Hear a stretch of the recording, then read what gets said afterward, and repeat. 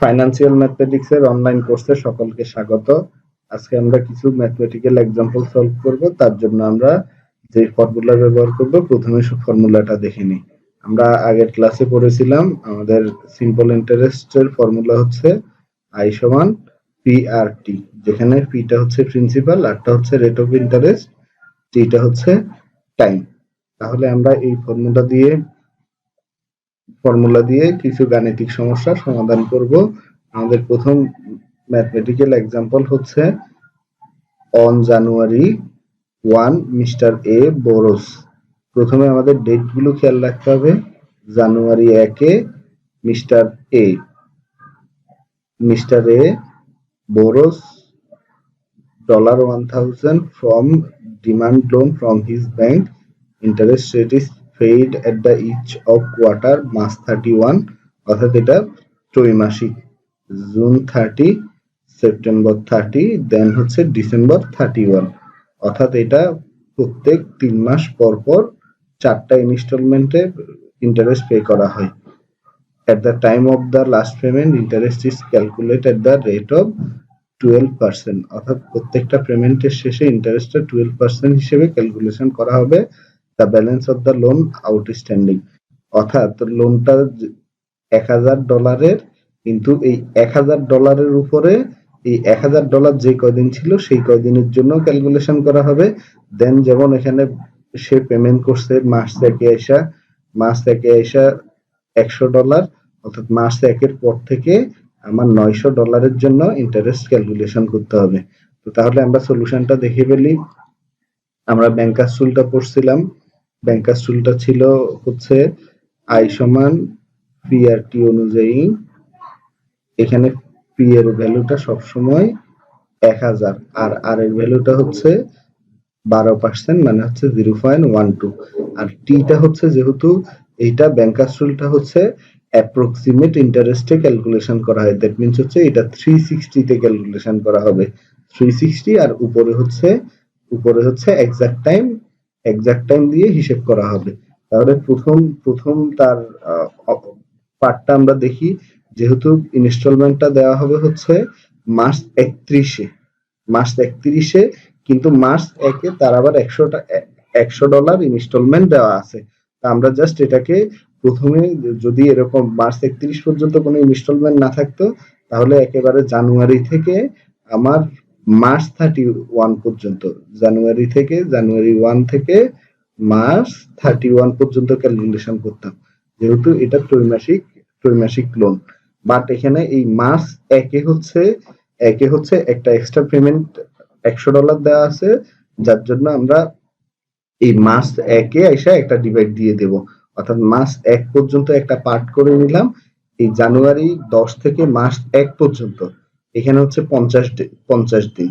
আর তখন প্রথম অবস্থায় তার লোন হচ্ছে 1000, সেই 1000-এর উপরে ক্যালকুলেশন করা হবে। তো সূত্র অনুযায়ী জানি আমরা হচ্ছে 1000, এটা হচ্ছে পি এর ভ্যালু, আর আর এর ভ্যালু হচ্ছে 0.12, টি এর ভ্যালুটা হচ্ছে, যেহেতু অ্যাপ্রক্সিমেট ইন্টারেস্টে, অর্থাৎ এটা ব্যাংকিং রুল প্রয়োগ হবে। এখানে ব্যাংকিং রুলের কথা বলা না থাকলেও আমরা ব্যাংকিং রুলসটা ব্যবহার করব, কারণ এটা ব্যাংকের লেনদেনের কথা বলা আছে। তাহলে নিচে হচ্ছে 360 আর উপরে হচ্ছে ডে। আমরা টি এর আরেকটা ফর্মুলা শিখছিলাম, টি ইকুয়ালস হচ্ছে number of days divided by 360, এটা ব্যাংকার্স রুলের ক্ষেত্রে। আবার টি এর আরেকটা ফর্মুলা আছে, number of day divided by 365, এটা হচ্ছে যখন আমরা এক্সাক্ট ইন্টারেস্ট ক্যালকুলেশন করব। তো এটার ভ্যালু হচ্ছে 16.67। এবার আসি আমরা মার্চ 1 পর্যন্ত কেন ডিভাইড করলাম, যেহেতু সে $100 ইনস্টলমেন্ট দিয়েছে। তাহলে $100 মার্চ থেকে দেওয়ার পরে মার্চ 1-এর পরবর্তী থেকে এই $100 আউটস্ট্যান্ডিং হিসেবে আমার কমে যাবে, অর্থাৎ ব্যালেন্স থেকে $100 কমবে। ব্যালেন্স থেকে $100, অর্থাৎ 1000 থেকে মাইনাস 100 ইউএসডি ইকুয়ালস টু হচ্ছে $900। তো এই $900 জন্য মার্চ 1 থেকে মার্চ 1 পর্যন্ত ক্যালকুলেশন করা হবে। এখানে হচ্ছে মার্চ 1 থেকে মার্চ 31 পর্যন্ত 30 দিন, কারণ ওই আমরা মার্চ 1 পর্যন্ত এখানে ক্যালকুলেশন করছিলাম। 1 পর্যন্ত এখানে হিসেব হয়েছে।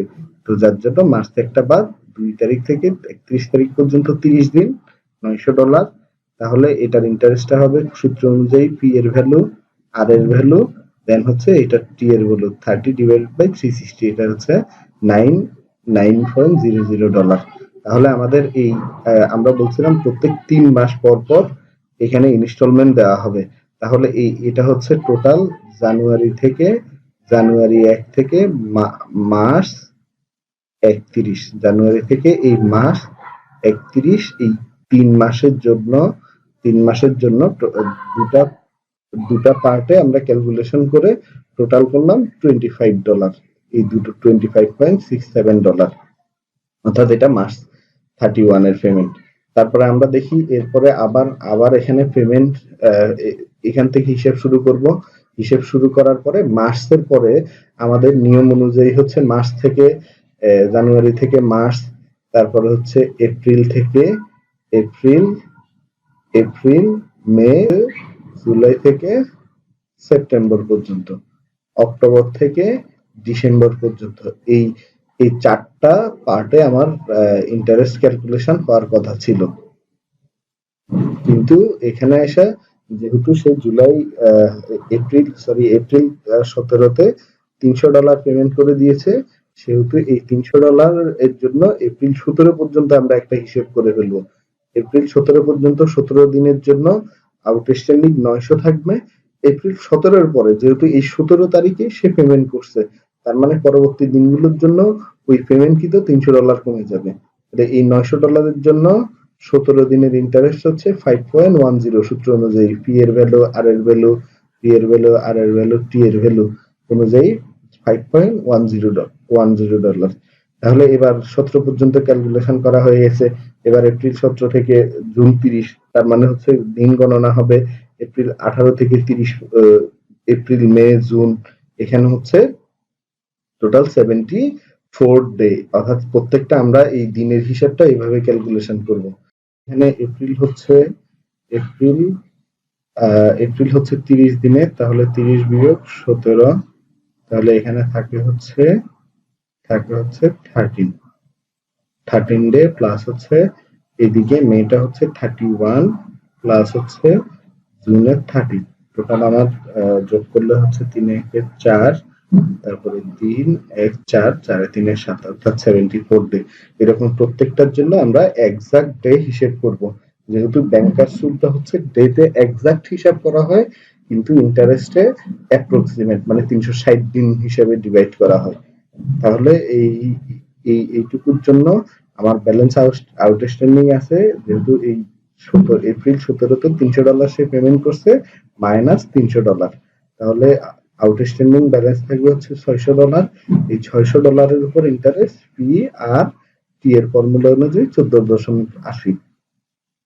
সেম ভাবে আমরা এখানে যেহেতু দুটা ডিভাইড করে আমরা জুন 30 পর্যন্ত পেয়ে গেছি, আমাদের কথা ছিল হচ্ছে জানুয়ারি থেকে মার্চ, তারপরে হচ্ছে এপ্রিল থেকে জুন, তারপরে হচ্ছে জুলাই থেকে সেপ্টেম্বর এবং অক্টোবর থেকে ডিসেম্বর, এই 4টা পার্টে ক্যালকুলেশন করা হবে। তো সেম ভাবে আমরা এবার জুন থেকে আইসা ক্যালকুলেশন হিসাব করব। তাহলে হিসাব করার জন্য এখানে জুলাই 12তে আবার তার $200 ইনস্টলমেন্ট আছে। জুলাই 12তে যেহেতু $200 ইনস্টলমেন্ট আছে, তাহলে আমরা এই হিসাবটাকে আবার জুলাই 12 পর্যন্ত আরেকটু ডিভাইডার টেনে দিব। তাহলে এটা হচ্ছে জুন 30 থেকে জুলাই 12, এখানে হচ্ছে 12 দিন, যেহেতু এই জুনটা আগের মাসের সাথে হিসেব হয়েছে, আগের সাথে জাস্ট এটা কন্টিনিউয়াস ধরে রাখার জন্য 30 দেওয়া হয়েছে। এটা এভাবে দিলেও দেওয়া যেতে পারতো জুলাই 1 থেকে জুলাই 12, তাহলে সেটা আমার কন্টিনিউয়াস না হয়ে ডিসকন্টিনিউয়াস হতো। তাহলে এখানে হচ্ছে 12 দিনের জন্য আউটস্ট্যান্ডিংটা এখনো কমে নাই, জাস্ট জুলাই 12 এর পরে কমে যাবে। তাহলে এই 12 দিনের জন্য $600 আউটস্ট্যান্ডিং দিয়ে 2.40 আমার ইন্টারেস্ট পাওয়া গেল। সেম ভাবে আমরা এবার জুলাই 12 থেকে আগস্ট 20 পর্যন্ত, কেন এখানে আগস্ট 20এও আরেকটা পেমেন্ট শিডিউল আছে, তাহলে আগস্ট 20এ হচ্ছে তার $100 একটা পেমেন্ট $100 একটা পেমেন্ট আছে, যার জন্য আগস্ট 20-এ আর একটা ডিভাইড করে দেওয়া হলো। তাহলে জুলাই 12 থেকে আগস্ট 20 পর্যন্ত এই 39 দিনে আমার আউটস্ট্যান্ডিং এখান থেকে $200 বিয়োগ ছিল, তাহলে আছে $400। $400 জন্য ইন্টারেস্ট পাওয়া গেছে হচ্ছে 5.20। এরপরে আগস্ট 20-এ যেহেতু সে আবার $100 দিছে, তাহলে এই $100 বাদ দিয়ে তার আউটস্ট্যান্ডিং $300, অর্থাৎ ব্যালেন্সটা হচ্ছে $300। এই $300 জন্য বাকি হচ্ছে আমরা জানি যে চারটা আমরা পাঠ করব বলছিলাম জুন থেকে সেপ্টেম্বর পর্যন্ত, এই একটা পার্ট, অর্থাৎ এটা আমাদের 3 নাম্বার ইনস্টলমেন্ট দেওয়ার কথা ছিল। এই একটা পার্টের জন্য অর্থাৎ জুন আগস্ট 20 থেকে সেপ্টেম্বর 30 পর্যন্ত 41 দিন। কিভাবে আমাদের আগস্ট হচ্ছে 31, তার মানে হচ্ছে এখানে 31 থেকে 20 গেলে হচ্ছে 11 যোগ আগস্ট, সেপ্টেম্বর হচ্ছে হলো 30 দিনের, তাহলে এটা টোটাল 41 দিনের জন্য ইন্টারেস্ট ক্যালকুলেশন করে আমার আসে হচ্ছে 4.10। তো এখন আমাদের এই এই এই তিনটা ইনস্টলমেন্ট নিয়ে আমার সেপ্টেম্বরের টোটাল ইনস্টলমেন্টটা হিসাব করা হবে, অর্থাৎ প্রত্যেকটা আলাদা আলাদা ইন্টারেস্ট হিসেব করে দেন হচ্ছে সেপ্টেম্বরের টোটাল পেমেন্টটা হচ্ছে 11.70। এবার আসি আমরা সেপ্টেম্বর 30 দেওয়ার পরে আমাদের সর্বশেষ পেমেন্টটা ছিল হলো অক্টোবর 18-তে $300। তাহলে সেই অক্টোবর 18 পর্যন্ত আর একটা ডিভাইডার দিয়ে দেই। তাহলে এই 18 দিনের জন্য আমার আউটস্ট্যান্ডিংটা ছিল হচ্ছে $300, যেহেতু সর্বশেষ দিয়ে দেওয়া হয়েছে, তাহলে এটার জন্য জাস্ট আমরা অক্টোবর 18 পর্যন্ত হিসেবটা করব। তাহলে এই অক্টোবর 18 পর্যন্ত 18 দিনের আমার ইন্টারেস্ট পিআরটি সূত্র অনুযায়ী 0.12 18 ডিভাইডেড বাই 360 ইকুয়াল টু হচ্ছে 1.80। তাহলে আমাদের টোটাল ইকুয়ালস টু হচ্ছে মার্চ পেমেন্ট ছিল 5.67 প্লাস হচ্ছে পরেরটা 19.90, দেন হচ্ছে 11.70, দেন হচ্ছে 1.80। এই পুরো অংশের যোগফলটা হচ্ছে আমার টোটাল $59.07। তাহলে এই ম্যাথে যেহেতু আমাদের ইন্টারেস্ট ক্যালকুলেশন করার জন্য বলছে, আমাদের ইন্টারেস্ট ক্যালকুলেশন আমরা আনসার হিসেবে পেয়ে গেছি 59.07 টোটাল তার টার্ম অফ লোন, অর্থাৎ লোন টার্মের জন্য তার এই $59.07 পে করতে হবে ইন্টারেস্ট হিসাবে। ধন্যবাদ সবাইকে, আমাদের আজকের লেকচার এই পর্যন্ত।